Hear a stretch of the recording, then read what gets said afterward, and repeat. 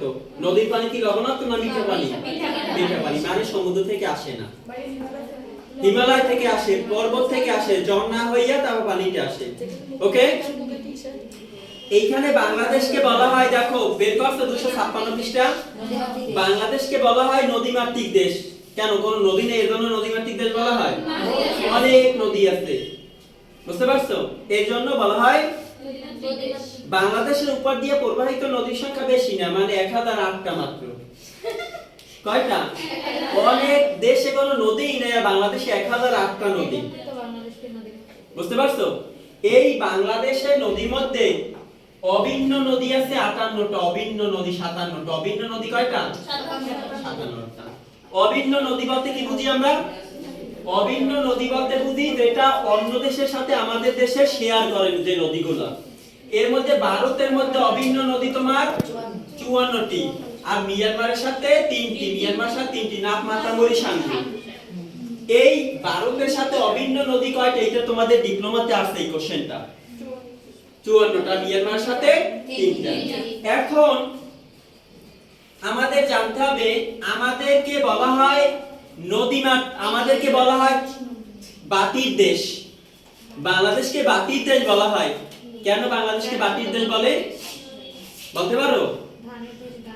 আচ্ছা, এই যে পদ্মা, মেঘনা, যমুনা, ব্রহ্মপুত্র যত নদী আছে বাংলাদেশে, এই নদীগুলোর উৎপত্তি কিন্তু বাংলাদেশে না, একটা নদীরও। কারণ বাংলাদেশে তো পাহাড় পর্বতই নাই, বুঝতে পারছো? এই নদীগুলা যে পাহাড়, যে বড় পাহাড় দরকার, উঁচু পাহাড় দরকার, ওই পাহাড় নাই। বাংলাদেশের ম্যাক্সিমাম নদী ভারত থেকে আসছে, সব নদী ভারত থেকে। একটা নদী আছে চীন থেকে, আর সব নদী কোথায় আসছে? ভারত থেকে। তো ভারত থেকে যে নদীগুলো আসছে, এর জন্য বাংলাদেশকে বলা হয় বাতির দেশ, কারণ সব নদীগুলার ওদিক থেকে পানি আসে আমাদের দেশে। তো আমাদের দেশ থেকে তো পানি যায় না, ওদের দেশ থেকে আসে পানি। তোরা যদি বেরিবাদ দিয়ে রাখে তাহলে তো বাংলাদেশে পানি আসবে না। ধর তিস্তার উপর বেরিবাদ দিছে, বাংলাদেশে আর পানি আসে না। এখন তোমরা বলতে পারো, হ্যাঁ ওদের পানি ওরা বেরিবাদ দিয়ে রাখবে, আমাদের কি?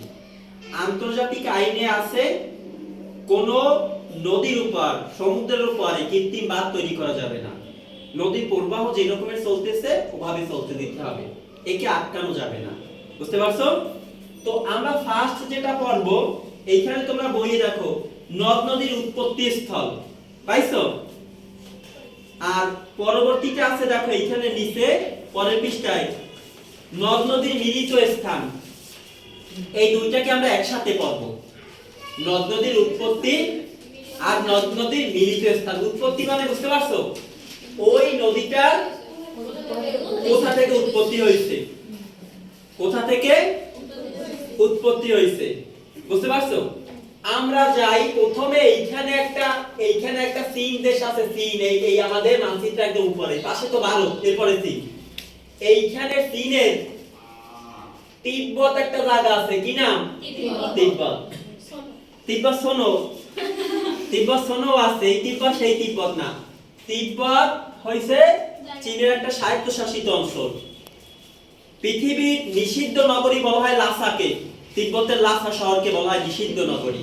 কারণ ওইখানে তোমার দালাই লামা, ওই যে একদম বিখ্যাত যে নেতা, ধর্মীয় নেতা চীনের বাস করে, বা ওইখানে পবিত্র জায়গা, ওইখানে জুতা খুলে যেতে হয়, এজন্য ওইটাকে বলা হয় নিষিদ্ধ নগরী, লাসাকে বলে। এখন এই তিব্বতের কৈলাস সিংহ, এই যে মানস সরোবর থেকে, কৈলাসের মানস সরোবর থেকে একটা নদীর উৎপত্তি হয়েছে, ওইটা হচ্ছে ব্রহ্মপুত্র। কোন নদী? ব্রহ্মপুত্র নদী। ব্রহ্মপুত্র নদী উৎপত্তি হয়েছে, বুঝতে পারছো? এখন এই ব্রহ্মপুত্র নদীর যে উৎপত্তিটা যে হয়েছে, বুঝছো বিষয়টা?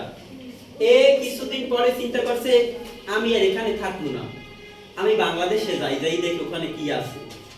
তখন এই নদীটা বাংলাদেশে প্রবেশ করছে, মানে বাংলাদেশে আসছে। কোন জেলা দিয়ে বাংলাদেশে প্রবেশ করছে? কুড়িগ্রাম। এইখানে একটা জেলা আছে, কি? কুড়িগ্রাম। এইখানে দেখো বই আছে যে ব্রহ্মপুত্র নদীর রথ থেকে এই উৎপত্তি। বুঝতে পারছো? বুঝতে পারছো কিনা? এখন এ বাংলাদেশে প্রবেশ করছে কোন জেলা দিয়া? কুড়িগ্রাম। বুঝতে পারছো? পাইলাম আমরা কুড়িগ্রাম দিয়া। এইখানে একটা জায়গা আছে, এইখানে একটা তিস্তা নদীর উৎপত্তি, এই তিস্তা এইখান থেকে উৎপত্তি হয়েছে। এই যে দেখো তাহলেই পারবা, তিস্তা পাইছো?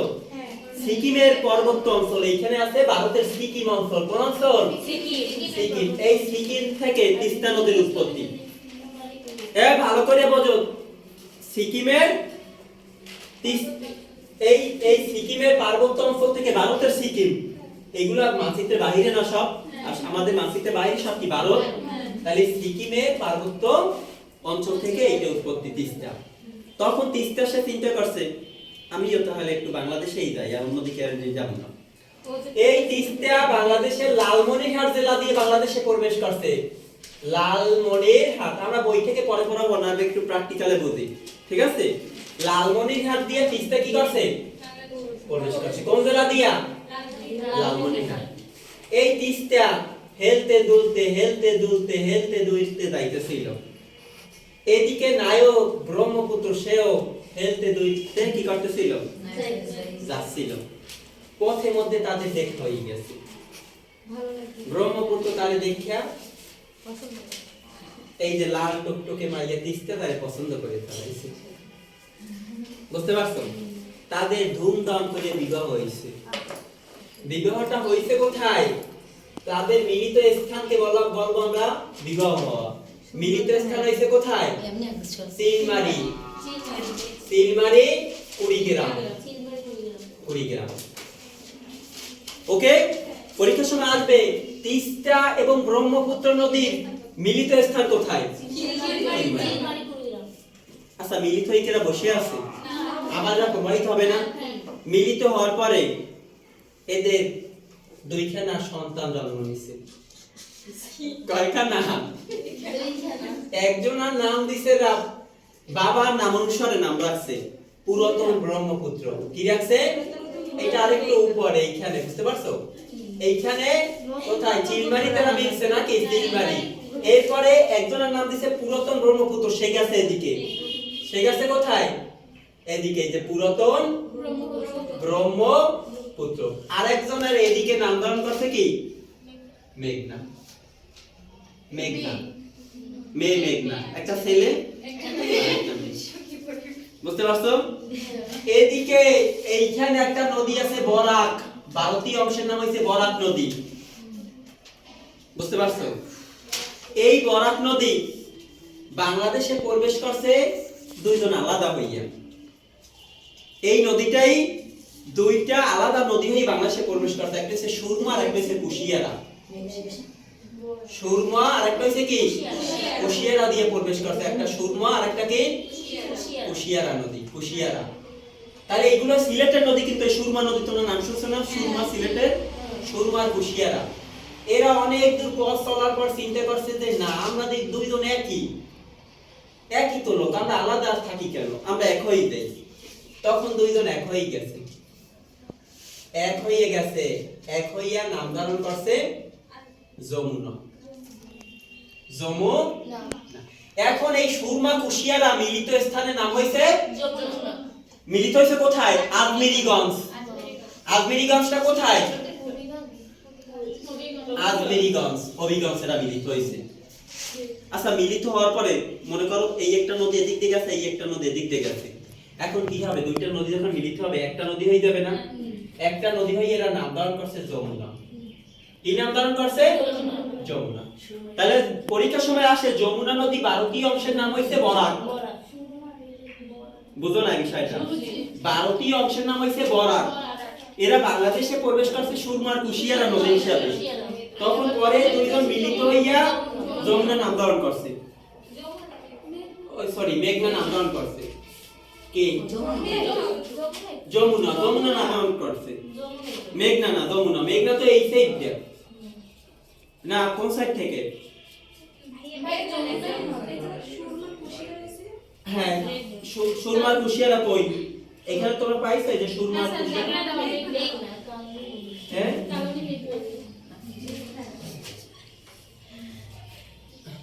আচ্ছা, এইটা যমুনা, এইটা যমুনা আর এইটা কি মেঘনা। এইটা মেঘনা নাম দান করছে, এই যে মেঘনা। ওকে, আর এইটা হচ্ছে যমুনা। বুঝতে পারছো? এখন এই মেঘনা একা একা পথ চলতেছিল, আর এদিক যাইতেছিল কেডা? পুরাতন ব্রহ্মপুত্র। এদের সাথে এই যে মেঘনার সাথে পুরাতন ব্রহ্মপুত্রের সাথে দেখা হয়ে গেছে। বুঝতে পারছো? এখন এই পুরাতন ব্রহ্মপুত্র মেঘনারে প্রপোজ করছে।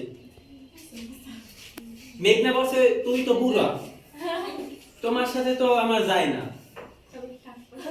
বুঝতে পারছো? তো এও মনে করো নাসর বান্দা, এর পিছনে একদম লাগিয়ে বসে, একদিন পা জড়াই ধরছে যে আমি ছাড়া আর কি, আমারই তোমার বিবাহ করতে হবে, আমার আর কেউ নাই। এই তখন এই যে পুরাতন এই যে মেঘনা, সে চিন্তা করলো বুড়ো হয়েছে তাতে কি আছে, প্রেম তো আছে, প্রেম তো আছে, আমার জন্য তার এত মায়া মহব্বত, আমি কি করি, বিবাহ করিয়ে নেই। এই তাহলে এখানে পুরাতন ব্রহ্মপুত্র এবং মেঘনা মিলিত হয়েছে কোথায়? মিলিত স্থানের নাম বলো এখানে। ভৈরব বাজারে কিশোরগঞ্জ, এইখানে আছে ভৈরব কিশোরগঞ্জ, এইখানে মানচিত্রে এই ভৈরব কিশোরগঞ্জ, এই যে ভৈরবে কি মিলিত হয়েছে? পুরাতন ব্রহ্মপুত্র আর মেঘনা ভৈরবে কি হয়েছে? মিলিত হয়েছে। ধুমধাম করে এদের বিবাহ দিচ্ছে, 5টা মনে করো ছাগল কাটতে এদের বিবাহ দিচ্ছে। এখন এই যে পুরাতন ব্রহ্মপুত্র আর মেঘনা ভালোই সুখের সংসারে এদের ছিল। কিছুদিন পরে এত বুড়ো হয়ে গেছে, অক্কা পাইছে। তখন দুইজন মিলিত হইয়া নামকরণ করছে কি? মেঘনা। বুঝতে পারছো? মেঘনা এখন বিধবা হয়ে গেছে, একা একা সে চলতেছিল। কে চলতেছিল একা একা? এদিক থেকে চলতেছিল যমুনা, আরেকটা তো এদিক গেছে যমুনা। এইখানে আছে তোমরা জানো বাংলাদেশের চাপাই নবাবগঞ্জ জেলা, চাপাই নবাবগঞ্জ জেলা। ভারতই এদিক তো ভারত, এই ভারতের এইখানে ঠিক আছে হিমালয়ের গাঙ্গোত্রী নামক হিমবাহ থেকে একটা নদীর উৎপত্তি হয়েছে, পদ্মা নদী। কোথায় পদ্মা নদীর উৎপত্তি? কোথায়? এইখানে দেখো পদ্মা নদীর উৎপত্তি হয়েছে কোথায়? হিমালয়ের গাঙ্গোত্রী নামক হিমবাহ থেকে, ভারতের এইখান থেকে। সে চিন্তা করছে আমিও যাই একটু বাংলাদেশে, যাই দেখি কোথায় কি আছে। এই মিস্টার পদ্মা সেও বাংলাদেশে প্রবেশ করছে চাপাই নবাবগঞ্জ জেলা দিয়ে। পরীক্ষার সময় আসবে কোন নদীটা কোন জেলা দিয়ে প্রবেশ করছে। চাপাই নবাবগঞ্জ জেলা দিয়ে সে কি করছে? পদ্মা প্রবেশ করছে। প্রবেশ করিয়া এ হেলতে দুলতে যাইতেছিল। ওকে, এদিক থেকে দেখো হয়ে গেছে আস্তে আস্তে যমুনার সাথে। তাহলে পদ্মা আর যমুনা এদের মিলিত স্থান হইছে কোথায়? গোয়ালন্দ রাজবাড়ি। ধুমধাম করে এদের বিবাহ দেশে না, এই পদ্মা ছেলে দেখো এই ধুমধাম করে এদের কি দিছে? বিবাহ দিছে। পদ্মা আর মেঘনা, যমুনা। পদ্মা যমুনার মধ্যে কি হয়ে গেছে? হ্যাঁ, এরা মনে করো যে ও যমুনার ঢেউরে গান শুরু করে দিছে। বুঝতে পারছো? এখন মিলিত হইছে, ভালো কথা। কিছুদিন পরে এই যে পদ্মার পরিবার তেমন একটা ভালো ছিল না, পদ্মার পরিবার নির্যাতন শুরু করে দিচ্ছে এই যে যমুনার উপর, যে টাকা লাগবে, যৌতুক দাও না কেন, এইটা দাও না কেন, ওই মন্ত্রীর মতো অত্যাচার সহ্য না করতে পারে সে মারা গেছে।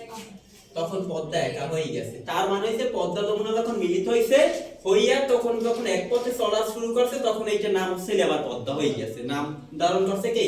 পদ্মা। দুজন মিলিত হওয়ার পরে নাম ধারণ করছে কি? পদ্মা। বুঝতে পারছো? এদিক থেকে এই যে মিস্টার রানী, মিস রানী এই কে? মেঘনা। এই মেঘনা আস্তে আস্তে যাইতেছিল মনের দুঃখে সে কি করতেছিল? যাইতেছিল। বুঝতে পারছো? মনের দুঃখে যাইতেছিল। পরে পদ্মার সাথে পদ্মার সাথে কি দেখা। বুঝতে পারছো? এখন এই মেঘনা পদ্মারে প্রপোজ করছে। পদ্মারে কি করছে? প্রপোজ করছে। প্রপোজ করার পরে মানে কি পদ্মা রে প্রপোজ করার পরে না বুঝতে পারছো এখন প্রপোজ করার পরে পদ্মা চিন্তা করছে আমারও তো নাই কেউ, তাহলে আমরা এর সাথে কি করি মিলিত হই। তখন এরা মিলিত হইছে এই পদ্মা এবং মেঘনা, এদের ধুমধাম করে বিয়ে দিছে চাঁদপুরে। বড় বড় ইলিশ মাছ নিয়ে আসছে চাঁদপুর থেকে দুইজনের বিয়াতে। তাদের আমাবস্যা লাগিয়ে গেছে দুই পরিবারে, মানে চাঁদের পূর্ণিমা দেখো এই চাঁদপুরে, বুঝতে পারছো? এখন চাঁদপুরে এদের চাঁদের হাট বসে গেছে, এদের বিবাহতে সব জায়গা ধুমধাম। পদ্মা এবং কার বিবাহ হয়েছে? মেঘনা, চাঁদপুরে বসা। হওয়ার পরে কিছুদিন পরে পদ্মা জানতে পারছে যে এর একসাথে বিয়ে হয়েছে। এই সবকিছু বলছে কিন্তু এ বলে না, এই হাত তুলে রাখছে। আর বলছে কি এই তো ছেলে চিন্তা করছে আমার বিয়ে তাতে সমস্যা নাই, আমার লাগবে অর্ধেক, আমার লাগবে যার বিয়ে হয় না। কিন্তু এ কেন হাইট করলো, কেন হাইট করলো? এর জন্য ডিভোর্স দিয়ে দিচ্ছে, বুঝতে পারছো? এই এরা কি করছে? ডিভোর্স দিয়ে দিচ্ছে। এখন ডিভোর্স দেওয়ার পরে এ একা হয়ে গেছে, একা হয়ে কি ধারণ করছে? মেঘনা। এ চিন্তা করছে প্রথম আমার ব্রহ্মপুত্রের সাথে বিবাহ হয়েছিল, সে মারা গেছে, এখানে তার সাথে বিবাহ হইল, সেও ডিভোর্স দিছে, আমার আর দুনিয়াতে শান্তি নেই, আমি আর থাকবো না। তখন সে চলতে চলতে একটা কলসি নিয়ে যাই বঙ্গোপসাগরে রাখ দিচ্ছে। বঙ্গোপসাগরে যাই সে কি করছে? জাপ দিছে, মানে মারা গেছে। মারা গেছে তার মানে এই বঙ্গোপসাগরের সাথে শেষে আইসা মিলিত হয়েছে কোন নদী? মেঘনা নদী। এখন আমরা আবার বলি, ওকে? প্রথম তিস্তা নদী বাংলাদেশে প্রবেশ করছে লালমনিরহাট জেলা দিয়া, আর ব্রহ্মপুত্র কুড়িগ্রাম দিয়া। দুইজন মিলিত হইছে চিলমারি। চিলমারিতে মিলিত হওয়ার পরে এরা দুইটা নদী হয়ে গেছে, একটা হচ্ছে যমুনা, একটা হচ্ছে ব্রহ্মপুত্র। পুরাতন ব্রহ্মপুত্র এ চলতে ছিল এদিক, এদিক দিয়ে বরাক থেকে দুইটা নদী সুরমা কুশিয়ারা, এরা মিলিত হইছে আজমিরিগঞ্জ। এরপরে এক নামকরণ করছে মেঘনা। তখন মেঘনা পুরাতন ব্রহ্মপুত্র তোমার দেখো হয়ে গেছে বৈরব বাজারে। তখন এরা মিলিত হইয়া নামকরণ করছে মেঘনা। মেঘনা এদিক চলতেছিল, আর এবার এদিক দিয়ে যমুনা এদিক চলতেছিল। যমুনার সাথে পদ্মা দেখো হয়ে গেছে গোয়ালন্দতে। তখন এরা এক নামকরণ করছে পদ্মা। পদ্মা এরপর পদ্মার সাথে দেখো হয়ে গেছে মেঘনা। মেঘনা এদের মিলিত হচ্ছে চাঁদপুরে। তখন এই যে মেঘনা মিলিত হচ্ছে বঙ্গোপসাগরে। তার মানে সর্বশেষ যে নদীটা বেশি পথ অতিক্রম করছে পদ্মাটা আর মেঘনাটা, নাকি? তার মানে এই এর জন্য এখন দেখো আর বঙ্গোপসাগরের সাথে মিলিত হয়েছে কোনটা? মেঘনা। এখন দেখো সব নদী মিলতে মিলতে মিলতে মিলতে যখন একটা নদীর সাথে আরেকটা মিলবে, একটা মিলবে, মিলতে মিলতে আস্তে আস্তে নদীটা চ্যাপ্টা হবে না? হবে কি না? তাহলে তোমরা কোন নদীটাকে চ্যাপ্টা বলবা? এইটা এইটা এইটা এইটা কোনটাকে বলবা? মেঘনা। তাহলে এখানে আসে বই আমি পড়াবো না, আগে প্র্যাকটিক্যালি বোঝার চেষ্টা করি। বাংলাদেশের সবথেকে গভীরতম নদী মেঘনা, প্রশস্ততম নদী হচ্ছে মেঘনা। কারণ কি? প্রশস্ত হইছে না, আস্তে আস্তে মিলতে মিলতে বড় হইছে না, এই তো সর্বশেষ বঙ্গোপসাগরের সাথে মিলছে। আর বাংলাদেশের দীর্ঘতম নদী হচ্ছে পদ্মা, কারণ এটা দীর্ঘ পথ পাড়ি দিয়ে বাংলাদেশে আসছে। বাংলাদেশের দীর্ঘতম নদী বই আছে, পড়া বই দেখাবো না, আগে বোঝার চেষ্টা করো পদ্মা। আর বাংলাদেশের প্রশস্ত নদী হচ্ছে মেঘনা, বুঝতে পারছো? দেখো এরপর তোমাদের একটু বলি, এইটা হইছে কোথায়? কক্সবাজার না? এইখানে আছে তোমার টেকনাফ। এইখানে একটা নদী আছে নাফ নদী। এই নাফ নদী দ্বারা বাংলাদেশ এবং মিয়ানমারকে আলাদা করছে, মিয়ানমারকে আলাদা করছে, ঠিক আছে? আর এইখানে একটা নদী আছে সাতক্ষীরার হারিয়াবাঙ্গা নদী। এই হারিয়াবাঙ্গা নদী দ্বারা বাংলাদেশ এবং ভারতকে আলাদা করছে, সাতক্ষীরা তো এই নদীটা, বুঝতে পারছো? এখন আমরা একটু একশ্বাসে পড়ে যাই। এখানে দেখো যা পড়াইলাম, এই যে নদীর বৈশিষ্ট্য। পদ্মা নদী দেশের দীর্ঘতম নদী হইছে পদ্মা। দেশের দীর্ঘতম নদী কোনটা? পদ্মাকে বলা হয় কীর্তিনাশা নদী। কীর্তিনাশা কেন বলা হয়? কারণ এই পদ্মার পারে সবথেকে মানুষ বেশি উদ্বুদ্ধ হয়েছে, সবথেকে বেশি ঘরবাড়ি হারাইছে পদ্মাতে, নদী ভাঙন বেশি হয় সবথেকে, এর জন্য বলা হয় কীর্তিনাশা। একটা গানও আছে যে কীর্তিনাশা পদ্মা নদী তোমার সুজাই, বুঝতে পারছো? এরপর মেঘনা সম্পর্কে কি তথ্য দিছে? মেঘনা হচ্ছে বাংলাদেশের বৃহত্তম নদী, প্রশস্ততম নদী, গভীরতম নদী, নাব্য নদী, চিরযৌবনা নদী। এর যৌবন জীবন শেষ হবে না, সারা জীবনে ইয়ং থাকবে। বুঝতে পারছো? এই মেঘনা, কারণ এই মিলিত হইছে এদিকে সবার সাথে এই রকমের, এই জীবনে শুকাবে না। বুঝতে পারছো? সবাই দেখলে ভালো লাগে, হেডফোন সুপে বেটা বলে এই দেখো ব্রহ্মপুত্র নদী, বাংলাদেশের অধিক পথ অতিক্রমকারী নদী হচ্ছে ব্রহ্মপুত্র। সবথেকে বাংলাদেশের বেশি পথ অতিক্রমকারী নদী হচ্ছে ব্রহ্মপুত্র, কারণ চীন থেকে আইছে।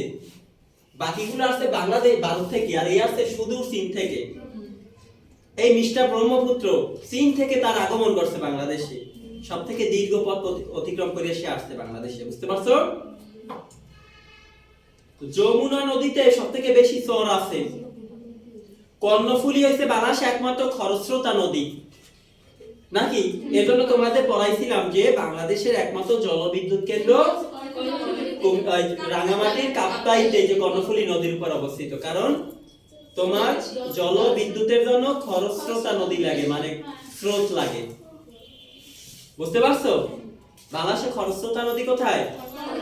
একমাত্র। গোমতী নদী থেকে বলা হয় কুমিল্লার দুঃখ, কারণ কি এই নদীতে জোয়ার ভাটা হয় না, জোয়ার ভাটা হয় না, এর জন্য বলা হয় কুমিল্লার দুঃখ। বুঝো না বিষয়টা?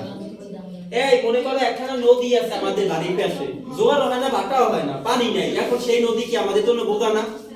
মনে করো আমি আর একখানা সন্তান আছে, সন্তানের জীবন ঠ্যাং নাই, ও প্রত্যেকদিন যাই তাদের গোসল করানো লাগে, তাহলে ওর জন্য দুঃখ নাই সন্তান? তাহলে এইটা হইছে কুমিল্লার দুঃখ বলা হয়, জোয়ার নাই, ভাটা নাই। আর বাংলাদেশের দুঃখ বলা হয় জায়েদ খানকে। বুঝতে পারছো? এই এরপর দেখি আমরা, দেখো বৈতরণ, পদ্মা নদীর এই নদ নদীর উৎপত্তি স্থল।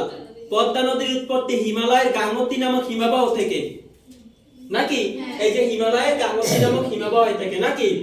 এরপর মহানন্দটা তেমন ইম্পর্টেন্ট না। ব্রহ্মপুত্র, যমুনা, ব্রহ্মপুত্রেরই তো অন্য নাম যমুনা নদী, নাকি? তাহলে ব্রহ্মপুত্র যমুনা হইছে তিব্বতের মনস সরোবর, এই যে কৈলাসে মনস সরোবর থেকে, ওইখানে ওই যে হিন্দুদের ওই যে দেব ওইখানে বাস করে, জানো? কৈলাসে, এই কৈলাসে বাস করে, এবং এই যে মনস সরোবরে এসে গোসল করে ওইখানে, এর জন্য ওইটার নাম হইছে ব্রহ্মপুত্র। বুঝতে পারছো কাহিনী? এই দেখো, এই দেখো, এরপরে এরপর দেখো তিস্তার করতোয়া, সিকিমের পর্বতে তিস্তা এবং করতোয়া। করতোয়া হচ্ছে বগুড়ার নদী, যে সিকিম থেকে উৎপত্তি। ওকে? বরাক, সুরমা, কুশিয়ারা, মেঘনা, নাগা মণিপুরি পাহাড়ের দক্ষিণে লুসাই পাহাড় থেকে, এই যে এখানে নাগা মণিপুরি লুসাই পাহাড় আছে, এখানে এই বরাক নদী, বরাক থেকেই তো বরাকের অন্য নাম সুরমা, কুশিয়ারা, মেঘনা, নাকি? বুঝতে পারছো কিনা? এরপর যাই আমরা, কর্ণফুলীটা আমাদের জানতে হবে। কর্ণফুলী হইছে এই যে মিজোরামের লুসাই পাহাড় থেকে। ওকে? আর আমরা জানি ফেনীটা হইছে ত্রিপুরা, এখানে একটা ত্রিপুরা রাজ্য আছে। এই ফেনী নদীটা কিন্তু বাংলাদেশের এইখানে, এই যে চট্টগ্রামের এই সাইডে, ফেনী জেলাটা এইখানে। ওকে? ফেনী ফেনী ফেনী ফেনী ফেনী নদী, জেলা এবং নদীর নামে একই, ফেনী। ফেনী একটা জেলা, ফেনী একটা নদী। এরপরে আমরা যাই বর্তমান নাম এবং পুরাতন নাম। বুড়িগঙ্গার পুরাতন নাম দোলাই নদী, তোমরা আগেও পড়ছো, বা দোলাই খাল। যমুনা না, ওগুলো পড়ার দরকার নাই। যমুনা পুরাতন নাম জোনাই, পদ্মা পুরাতন নাম কীর্তিনাশা, ব্রহ্মপুত্র পুরাতন নাম হচ্ছে লোহিত। এই পদ্মা বিভিন্ন নদীর মিলিত স্থান, কোথায় কার বিবাহ হইছে দেখো। পদ্মা মেঘনা মিলিত হইছে চাঁদপুর, এই যে চাঁদপুর, নাকি? আর তিস্তা ব্রহ্মপুত্র মিলিত হইছে এই যে সিলমারি। পুরাতন ব্রহ্মপুত্র মেঘনা ভৈরব বাজার, কিশোরগঞ্জ। আর বাঙালি যমুনা ইম্পর্টেন্ট না, যমুনা পদ্মা মিলিত হইছে গোয়ালন্দ, এই যে যমুনা পদ্মা। ঠিক আছে? এইগুলা ইম্পর্টেন্ট। আর এইগুলো হচ্ছে নতুন প্রবাহের নাম। নতুন প্রবাহের নাম মানে মিলিত হইয়া কোন নদীতে প্রবাহিত হইছে। বুঝতে পারছো? প্রবাহের নামও আসে, যে কয়টা পড়াইছো এইগুলা স্টার দিয়ে রাখো, এগুলো গুরুত্বপূর্ণ। এবার আমরা উপনদী, তোমরা পড়বা পদ্মার উপনদী কি, এটা তেমন একটা ইম্পর্টেন্ট না। নদীর তীরবর্তী জেলায় এইটা জানতে হবে, এগুলো একটু আঁকাই রাখো, মোটামুটি ইম্পর্টেন্ট আছে। পঞ্চগড় যে নদীর তীরে অবস্থিত, পঞ্চগড়, বগুড়া, করতোয়া। টুঙ্গিপাড়া দরকার নাই। চাঁদপুর মেঘনা নদীর তীরে অবস্থিত। চাঁপাইনবাবগঞ্জ, টাকা, মহানন্দা। রাজশাহী, টাকা, পদ্মা নদীর তীরে অবস্থিত। লালমনিরহাট, টাকা, তিস্তা নদীর তীরে অবস্থিত। ওকে? নড়াই চিত্রা নদীর তীরে অবস্থিত, কারণ এই নড়াইয়ে এস এম সুলতানের বাড়ি নাকি, এই যে চিত্রশিল্পী। তারপর ঢাকা বুড়িগঙ্গা নদীর তীরে অবস্থিত, পাইছো? ব্রাহ্মণবাড়িয়া তিতাস নদীর তীরে অবস্থিত, কোন নদী? তিতাস। খুলনাটা ভৈরব রূপসা অবস্থিত। নারায়ণগঞ্জ শীতলক্ষ্যা নদীর তীরে অবস্থিত। গাজীপুর তুরাগ, বুঝতে পারছো? সিলেট হইছে কোথায় তোমরা বলবা? এখন দেখো একটা বিষয় কি জানো, তুমি যদি প্র্যাকটিক্যালে বোঝো তোমরা, তাহলে তো তোমাদের ঝামেলা হবে না। যেমন পদ্মাটা ঢুকছে এইখান থেকে, তার চাপাই রাজশাহী তো এই দিক যদি আসে, তাহলে এই জায়গা যে কটা জেলা আছে ওই কটা, সুরমা কুশিয়ারা ঢুকছে এখানে, তাহলে এখানে আছে কারা? সিলেট, সুনামগঞ্জ, এইগুলা কুড়িগ্রাম, এইগুলা যদি এইগুলা কুড়িগ্রাম দিয়ে ঢোকে, তাহলে এইগুলা আছে নীলফামারী, দিনাজপুর, এইখানে আছে পঞ্চগড়। বুঝতে পারছো? প্র্যাকটিক্যালি বুঝলে তুমি এগুলা বুঝতে পারবে কোন নদীর তীরে কোন জেলা। এরপর আমরা যাই স্মৃতি বিজড়িত জায়গা। এই তোমার কি স্মৃতি বিজড়িত জায়গা আসবে? তুমি কোন জায়গায় জন্মগ্রহণ করছো? তোমরা কি তো বিখ্যাত মানুষ? বিখ্যাত মানুষ না, যারা বিখ্যাত মানুষ, বুঝতে পারছো, সেইটা কিন্তু আসবে। যেমন রবীন্দ্রনাথ ঠাকুর পদ্মাদার ওনার স্মৃতি বিজড়িত স্থানে কুষ্টিয়া। এই কুষ্টিয়ার পদ্মাতে, কারণ কি জানো, ওই যে সোনাতরী কবিতাটা কিন্তু এইখানে বসে লেখছে, নদীতে গড়ছে আর ওই কবিতাটা দেখছে, এরকম মানে বিভিন্ন জায়গায় দেখছে। এই মাইকেল মধুসূদন দত্ত তার স্মৃতি বিজড়িত নদী হচ্ছে কপোতাক্ষ। যশোরে অবস্থিত এই নদীটা কপোতাক্ষ। সতত নদ, তুমি পরে মনে সতত তোমার কথা ভাবিয়ে বিজয়। এই উনি যখন বাহিরে গেছে, তোমাদের বলছিলাম না যে লেখালেখির জন্য যখন উনি ছেঁকা খাইছে, তখন দেশের কথা মনে পড়ছে। তখন উনি মনে পড়ছে, আহারে আমি একটা কালে এখানে কত গোসল করছি, আমার এইখানে পানি পান করতে আমার মন চায়। বুঝতে পারছো? কিন্তু আগে তার মনে পড়ে না এগুলা। জসিমউদ্দিনের বাড়ি আরিয়াল খা, এস এম সুলতানের বাড়ি চিত্রা নদীর তীরে, মানিক বন্দ্যোপাধ্যায়ের বাড়ি পদ্মা নদীর তীরে মুন্সিগঞ্জ। এর জন্য উনি একটা বিখ্যাত উপন্যাস লেখছে পদ্মা নদীর মাঝি, নাকি? এরপরে যাও, অদত্ত মল্লবর্মণের বাড়ি তিতাস, আল মাহমুদের বাড়ি তিতাস। অদত্ত মল্লবর্মণের বাড়ি তিতাস, এর জন্য উনি একটা তিতাস নিয়ে একটা উপন্যাস লেখছে, তিতাস একটা নদীর নাম। ওকে, আল মাহমুদের বাড়ি তিতাস। জীবনানন্দর বাড়ি কোথায়? এটি পাশে জালসারি, এই ওদের বাড়ির পাশে জালকাঠি। আর এই যে আমার বাড়ি সন্ধ্যা, বুঝতে পারছো?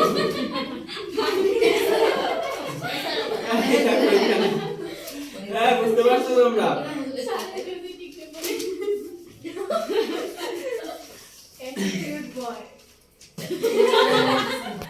এরপরে আমরা আরো এইখান থেকে একটু পড়ে যাও একশ্বাসে। বাংলাদেশকে বলা হয় নদীমাতৃক দেশ। বাংলাদেশকে কি বলা হয়? নদীমাতৃক দেশ বলা হয়।